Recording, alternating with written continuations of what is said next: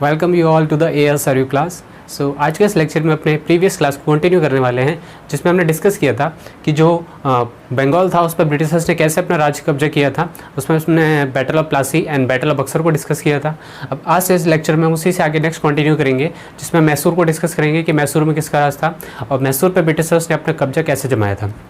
तो उससे पहले हम इंडिया की फिजियोग्राफिकल कंडीशंस को देख लेते हैं कि जिस टाइम पर ये मैसूर स्टैब्लिश हुआ था तो ये इसकी लोकेशन क्या थी और ये ब्रिटिशर्स के लिए इतना इंपॉर्टेंट क्यों था ये वाला रीजन। तो जैसे आप देख सकते हैं कि जो नॉर्दर्न पार्ट था, नॉर्दर्न पार्ट वाले में मुगल्स का रीजन था, जहाँ पे मुगल राज कर रहे थे। ये बंगाल वाला पोर्शन था, बंगाल वाले पोर्शन को ब्रिटिशर्स ने पहले कब्जा कर लिया था। Battle of Plassey, battle of Buxar के बाद वहाँ पे टोटली ब्रिटिशर्स कंट्रोल हो गया था। लेकिन जो साउथ वाला पोर्शन था, अभी साउथ वाले पोर्शन पे ब्रिटिशर्स का कंट्रोल नहीं था पूरी तरीके से। तो साउथ में कौन कौन से रूलर्स राज कर रहे थे, जैसे इस साइड में हैदराबाद के निज़ाम थे, तो इस साइड में निज़ाम का रूल चल रहा था, हैदराबाद ऑफ निज़ाम, इसको हम आगे डिस्कस करेंगे। और इधर गुजरात वाले एरिया साइड में यहाँ पे मराठास का रीजन था, जहाँ पे मराठा, शिवाजी राव वगैरह ये सब लोग वहाँ पे राज कर रहे थे। और इधर वाले साउथ साइड में जो एट प्रेजेंट कर्नाटका वाला पोर्शन है, वहाँ पर मैसूर का रीजन था। और मैसूर जो था एक ज्योग्राफिकल कंडीशन के हिसाब से भी और रूलर के हिसाब से भी काफ़ी इंपॉर्टेंट पोर्शन था, क्योंकि मैसूर काफ़ी पावरफुल एरिया था, जहाँ पे टीपू सुल्तान और हैदर अली जैसे इतने पावरफुल रूलर्स आए थे। तो ये काफ़ी इंपॉर्टेंट एरिया था ब्रिटिशर्स के लिए भी, और बाकी जो निज़ाम और हैदराबाद थे, निज़ाम ऑफ हैदराबाद एंड मराठा, इनके लिए भी ये एरिया काफ़ी इंपॉर्टेंट था। इंपॉर्टेंट क्यों था? क्योंकि ब्रिटिशर्स डायरेक्टली यहाँ से और नॉर्दर्न साइड से या फिर वेस्ट ईस्टर्न साइड से फॉरेन ट्रेड नहीं कर पाते थे, क्योंकि जो मैसूर था वो ऐसे प्लेस पे प्रेजेंट है जो कि कोस्टल एरिया के पास में, यहाँ पे समुद्र वगैरह था इसके चारों तरफ में। तो यहाँ से जो फॉरेन ट्रेड था वो काफ़ी इजी हो जाता था। कोई भी अगर विदेशों से व्यापार करना चाहता है तो वो इसके थ्रू ईजिली हो जाता है, ठीक है। और बाकी ये एरिया जो था वो काफ़ी प्रॉस्पेरस भी था, यहाँ पे प्रोडक्शन काफ़ी होती थी स्पाइसेस वगैरह की। तो इसीलिए जो मराठास थे और निज़ाम थे, ये भी मैसूर से चिढ़ते थे, क्योंकि ये भी उसको देख रहे थे कि मैसूर जो था वो पावर में बहुत तेज़ी से बढ़ रहा था। इसकी पावर धीरे धीरे बढ़ती जा रही थी, अपने आप को स्ट्रॉन्ग बनाता जा रहा था टाइम के साथ साथ में। और जो ब्रिटिशर्स थे वो भी इस पर कब्जा करना चाहते थे, क्योंकि उन्हें अपना ट्रेड एक्सपेंड करना था, इसीलिए। तो यहाँ पे जब मैसूर था 18th सेंचुरी में, यहाँ पे कौन सी डायनेस्टी थी? वाडिया डायनेस्टी का रूल चल रहा था मैसूर में। जैसे कि हमने उसमें ब्रिटिशर्स में पढ़ा था बंगाल वाले पोर्शन में, तो वहाँ पे अलग डायनेस्टी थी और मैसूर में वाडिया डायनेस्टी थी। और वाडिया डायनेस्टी के एक राजा थे, उनका नाम था कृष्णराज वन। तो कृष्णराज वन थे, यानी रूलर थे वाडिया डायनेस्टी के। और इनके रूलर के अंडर में कृष्णराज वन की सेना में 2 सेनापति थे, एक का नाम था नंदराज और दूसरे पर्सन जो थे उनका नाम था देवराज। तो 2 सेनापति थे इनके कृष्णराज वन के रूलर में। अब नंदराज को जो था, इसकी जो सेना थी उसमें एक सोल्जर था, उसका नाम था हैदर अली। हैदर अली एक सोल्जर के तौर पे नंदराज की सेना में शामिल हुआ था, लेकिन धीरे धीरे इसने पूरी सेना को अपने कब्जे में कर लिया। इसने धीरे धीरे नंदराज को मार दिया और पूरा मैसूर डायनेस्टी जो थी अपने अंडर में कब्जा कर ली थी। तो वो देखते हैं कैसे करी थी। तो हैदर अली जो था ये नंदराज की सेना में एज अ सोल्जर के रूप में अपॉइंट हुआ था। उसके बाद इसने क्या किया, धीरे धीरे जब अपना कंट्रोल इस्टेब्लिश किया तो इसने नंदराज को किल कर दिया, मार दिया। और नंदराज को मारने के बाद 1760 में, 1760 में ये मैसूर का रूलर बन गया था। मैसूर का रूलर बन गया, ठीक है। मतलब इसने पूरे मैसूर को अपने कब्जे में कर लिया हैदर अली ने। अब इसके बाद हम इसके पॉइंट भी देखेंगे कि कैसे ब्रिटिशर्स के साथ इनकी लड़ाई हुई थी, उसको हम एक चार्ट के थ्रू समझेंगे। लेकिन उससे पहले पूरा फ्रेमवर्क तैयार कर लेते हैं कि मैसूर उस टाइम पे पोजीशन क्या थी मैसूर की। उसके बाद जो हैदर अली था, इसका एक बेटा था, उसका नाम था टीपू सुल्तान। हैदर अली का जो टाइम पीरियड था 1722 से लेकर 1782 में मर गया था। और कौन से वॉर में मरा था? सेकेंड एंग्लो मैसूर वॉर में। सेकेंड एंग्लो मैसूर वॉर क्या था कि जो ब्रिटिशर्स थे, मतलब अंग्रेज लोग थे, और जो मैसूर के शासक थे, इनके बीच में कुछ लड़ाइयाँ हुई थी। 4 वॉर हुए थे, उन चारों को हम डिस्कस करेंगे। तो जो सेकेंड वॉर था, second Anglo Mysore war, Anglo मतलब ब्रिटिशर्स, मैसूर मतलब मैसूर के शासक, तो इनके बीच में कुछ लड़ाइयाँ हुई थी, उनको हम एंग्लो मैसूर वॉर के नाम से जानते हैं। तो ब्रिटिश जो हैदर अली था वो दूसरे एंग्लो मैसूर वॉर में मारा गया था। उसका रीज़न था कुछ, क्यों मारा गया था, कॉन्स्पिरेसी चली थी वहाँ पर भी। और टीपू सुल्तान आया था उसके बाद, जब हैदर अली निकल लिया तो उसके बाद फिर टीपू सुल्तान उसका बेटा आ गया। तो टीपू सुल्तान ने 1782 से 1799 तक कमाल संभाली मैसूर की, उस पर शासन किया। उसके बाद टीपू सुल्तान भी 4th एंग्लो मैसूर वॉर में मर गया था। तो ये भी लड़ाई करते करते मर गया था। और मैसूर जो रीजन था पूरा, टीपू सुल्तान के मरने के बाद वहाँ पे कोई पावरफुल रूलर नहीं बच पाया, और धीरे धीरे जो वाडिया डायनेस्टी थी वो ख़त्म हो गई थी वहाँ पर। तो ये 2 रूलर हैं जिनके बारे में हमें यहाँ पे पढ़ना है, और इनकी फाइट कैसे हुई थी ब्रिटिशर्स के साथ, उसको हम डिस्कस करेंगे। अब टीपू सुल्तान से रिलेटेड कुछ इंपॉर्टेंट पॉइंट भी हैं, जैसे टीपू सुल्तान ने एक ट्री ऑफ लिबर्टी प्लांट किया था श्रीरंगपट्टनम में। श्रीरंगपट्टनम जो थी एक प्लेस है यहीं पे मैसूर के पास, कर्नाटक वाले पोर्शन में। वहाँ पे ये उसकी कैपिटल भी थी टीपू सुल्तान की। तो वहाँ पे इसने एक ट्री ऑफ लिबर्टी प्लांट किया था। तो ये पूछा जाता है who planted the tree of liberty, और ये कहाँ पे प्लांट किया गया था? तो श्रीरंगपट्टनम में प्लांट किया गया था। किसने प्लांट किया था? तो टीपू सुल्तान ने प्लांट किया था। ठीक है, नेक्स्ट तो था ही was a member of Jacobin club. ये क्लब था, ये सिंपली मेंबर की ऑर्गेनाइजेशन थी जिसका क्लब था, उस क्लब का जो मेंबर था वो टीपू सुल्तान था।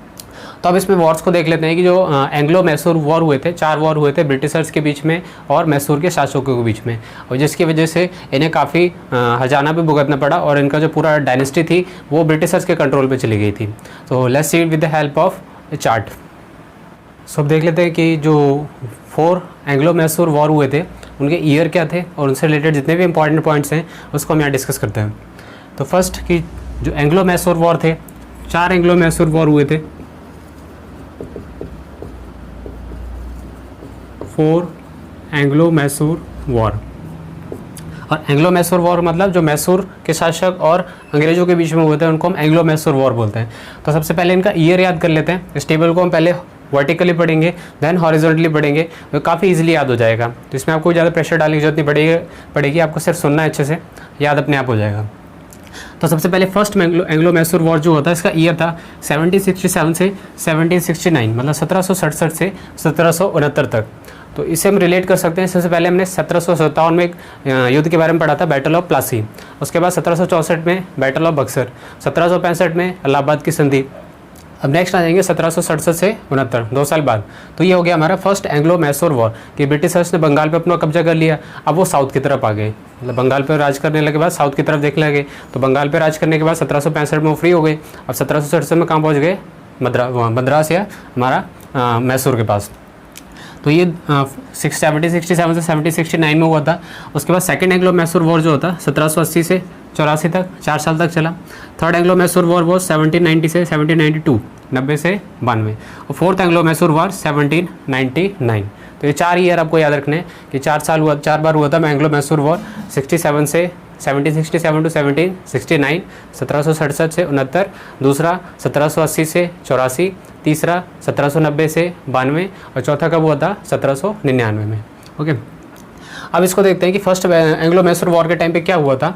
इस टाइम पे 3 संधियाँ भी हुई थी कि जैसे ही कोई वॉर खत्म होता है तो उनके बीच में एक सेटलमेंट हो जाता है, मतलब वो आपस में एग्रीमेंट साइन कर लेते थे मैसूर के शासक जो थे और जो ब्रिटिशर्स थे, ताकि वो फर्दर अपने जो रीजन था उसको कंटिन्यू कर सकें, जो अपना राज चल रहा था उसको बढ़ा सकें आगे। तो उनके बीच में कोई संधि होती थी, इसको ट्रीटी भी बोलते हैं। तो पहले एंग्लो मैसूर जो वॉर हुआ था उसके टाइम पे एक ट्रीटी हुई थी, उसको बोलते हैं ट्रीटी ऑफ मद्रास, मद्रास की संधि। तो वो कब हुआ था? 1769 में। तो जैसे ये वॉर खत्म हुआ 1769 में, वैसे उनके बीच में एक संधि हो गई जिसके थ्रू उन्होंने वो लड़ाई को ख़त्म कर दिया। ठीक है, जैसे सुलह कर लेता है ना कि 2 बंदे लड़ते लड़ते थक जाते हैं, तो उनके बीच में एक एग्रीमेंट हो जाता है कि ना तू मुझसे बोलेगा ना वो उससे बोलेगा। तो उनके ऐसे इनके बीच में एग्रीमेंट हो जाता था, उनको हम संधि बोल देते हैं। सेकेंड एंग्लो मैसूर वॉर के टाइम पे जो संधि हुई थी उसको हम जानते हैं ट्रीटी ऑफ मैंगलोर के नाम से, मैंगलोर की संधि। ठीक है, 1784 में हुई थी। जैसे ही वॉर खत्म हुआ तो वॉर के टाइम पे कौन सी संधि हुई? संधि मैंगलोर की, treaty of Mangalore. Third Anglo Mysore war के टाइम पे जो ट्रीटी हुई थी उसको बोलते हैं ट्रीटी ऑफ श्रीरंगपट्टनम, श्रीरंगपट्टनम की संधि, जो कि 1792 में हुई थी। ठीक है, फोर्थ टाइम पे कोई भी ट्रीटी नहीं हुई क्योंकि इस टाइम पे कोई बचा ही नहीं ट्रीटी करने के लिए, जो टीपू सुल्तान तो मर गया था। ठीक है, तो यहाँ पे ट्रीटी कोई हुई नहीं थी। तो 3 ट्रीटी आपको याद रखनी है संधियाँ, पहली मद्रास की संधि, दूसरी मैंगलोर की संधि, और तीसरी श्रीरंगपट्टनम की संधि। अब इसको याद रखने के लिए आप ट्रिक भी यूज़ कर सकते हैं। जैसे फर्स्ट मद्रास है तो इसको हम एम से राइट कर सकते हैं, मैंगलोर एम, फिर एस, श्रीरंगपट्टनम, तो बन गया ना MMS। तो एक MMS बनाना है सिर्फ। ठीक है, सिर्फ इस वॉर का MMS बनाना है आपको।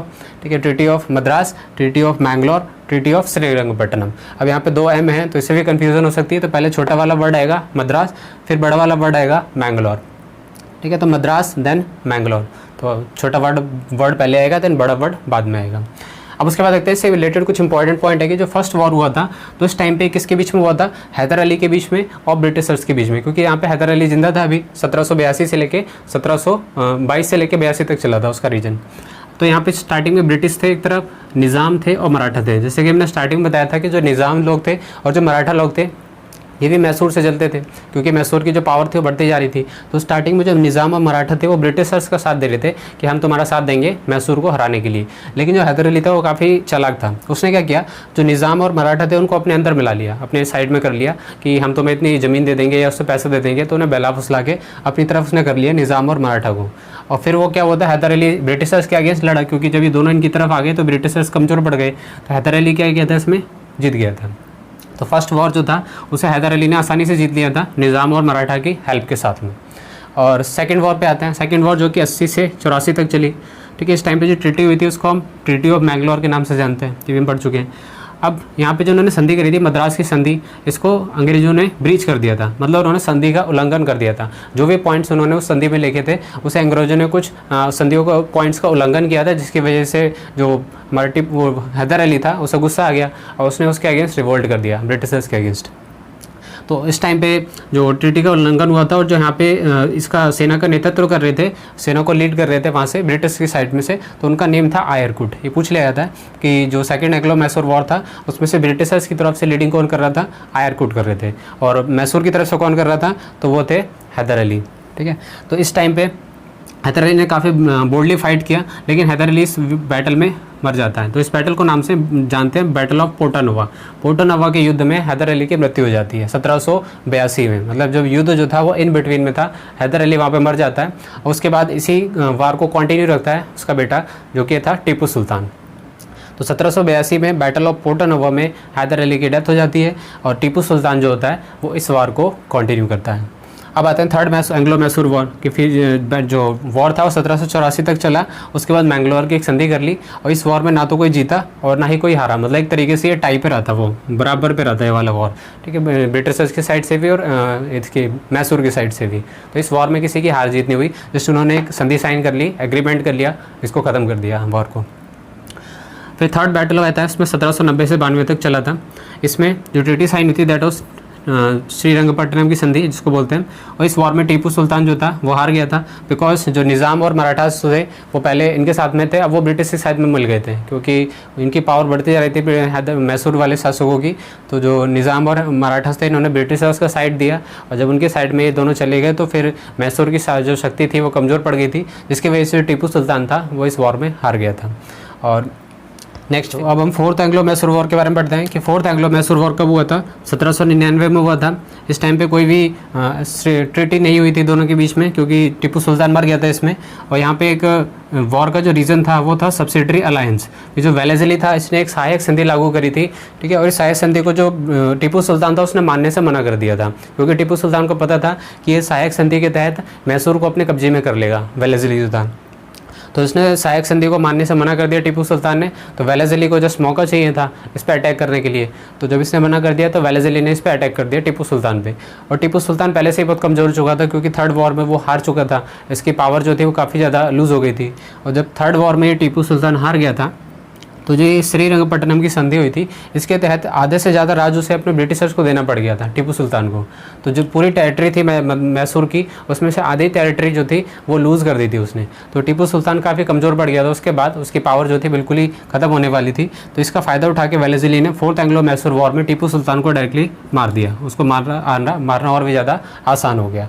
तो यहाँ से जो टीपू सुल्तान था वो मर गया था और जो वाडिया डायनेस्टी थी धीरे धीरे ख़त्म होती चली गई, क्योंकि इसके बाद कोई भी पावरफुल शासक उस वाडिया डायनेस्टी को मेंटेन नहीं रख पाया था। अब उसके बाद यहाँ देख लेते हैं कि कुछ गवर्नर्स भी हैं, जो गवर्नर जिन्होंने जो उस टाइम पे प्रेजेंट थे जब ये वॉर हो रहे थे। तो ये भी पूछ लिया जाता है कि फर्स्ट एंग्लो मैसूर वॉर के टाइम पे तो कोई गवर्नर नहीं था, लेकिन सेकंड एंग्लो मैसूर वॉर के टाइम पे गवर्नर कौन था, ही वॉज वारेन हेस्टिंग्स, थर्ड के टाइम पर कॉर्नवालिस एंड फोर्थ के टाइम पर वेलेजली।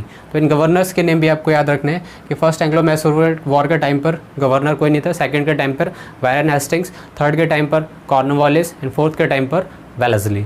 तो इनके नेम याद रखने हैं और ये चार्ट याद रखना है आपको, और इसके थ्रू आप किसी भी क्वेश्चन को आंसर दे सकते हैं। इससे काफ़ी क्वेश्चंस पूछे जाते हैं एग्जाम से, एग्जाम पॉइंट ऑफ व्यू से काफ़ी चैप्टर इंपॉर्टेंट है ये मद्रास और मैसूर का। So I hope you like the chapter and topic. और अगर आपको पसंद आया तो चैनल को जरूर सब्सक्राइब कर बेल आइकन को ऑन कर दीजिएगा, सो दैट आपको अपकमिंग नोटिफिकेशन मिलती रहे। Thank you for watching.